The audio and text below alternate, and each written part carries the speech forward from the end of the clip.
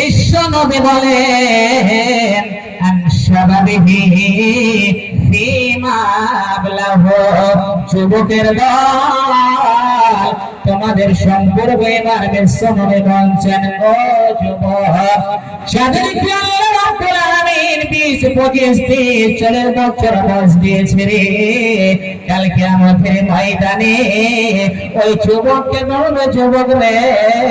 তোমাকে আমি নওজওয়ানি দিয়েছিলাম, যুবক বয়স দিয়েছিলাম, যেই বয়সটুকু তুমি যে কাজে ইচ্ছা করেছো তুমি লাগিয়েছো, যেই পারেছো তাই করেছো যুবক, যতক্ষণ পর্যন্ত তুমি এই বয়সের হিসাবটা না দেবে ততক্ষণ পর্যন্ত তোমাকে আগে থেকে ফাঁকা পড়াইতে দেওয়া হবে না। যুবক রে তোমার সব সময় ক্যারাম বোর্ড খেলতে মোবাইলে ব্যস্ত, তুমি সব সময় ক্যাপাসিটিকে মগ্ন যুবক, তুমি কি জানো না একদিন তোমাকে যুবক সমস্ত হিসাব নেবে, তুমি ভুলে গেছো নাকি যুবক?